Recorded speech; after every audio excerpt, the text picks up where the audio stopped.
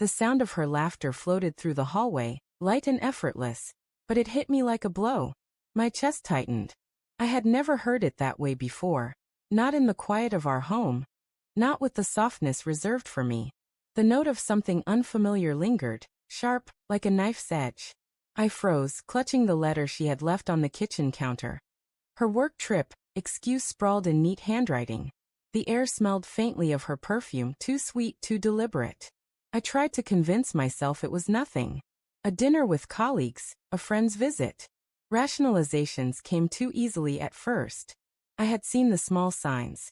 The whispered phone call she quickly silenced, the distracted smiles, the distant eyes. But I had buried them under love, under years of shared mornings and quiet nights.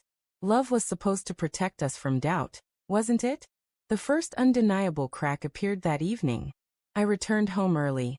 The city lights blurred behind rain-streaked glass, and there she was on our couch, caught mid-laughter, his hand brushing hers in a way it never touched mine.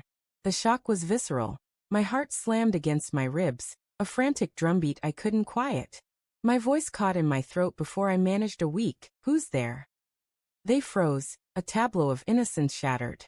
Her eyes, wide and panicked, met mine, but there was no room for the lies I had once trusted. His face, a stranger to our living room, radiated a calm arrogance that made my blood boil. She stammered, fumbling for words that fell flat. I left without speaking. My mind was a storm of betrayal, confusion, anger, and disbelief. Every memory replayed itself in sharp fragments.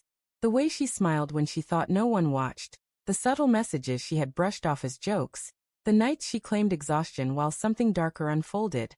The love I thought was ours felt like a fragile relic, now shattered beyond repair. Days passed in a fog. I watched her from across the room, dissecting every gesture, every word, searching for a clue I might have missed. She confessed in fits and starts, her voice trembling with guilt and desperation. She claimed loneliness, dissatisfaction, a hunger she said I couldn't satisfy. I wanted to scream, to ask how years of shared life could be erased by a moment of desire, but my voice caught in the hollow of my chest. Anger came in waves, sharp, unforgiving, scorching. Yet, alongside it, a sorrow deeper than any grief I had known. The betrayal wasn't just an act. It was a rupture of trust, a fracture in the foundation we had built together. I questioned myself, our past, the very essence of love. Could I have seen it sooner? Should I have? Then came the confrontation. Not in the heat of discovery, but in the slow, deliberate collision of truths. I sat across from her at our dining table, the rain tapping against the windows, and laid bare every observation, every suspicion, every heartbreak. Her silence was a confession heavier than words, and I realized that love could not mend this. Not now, not ever.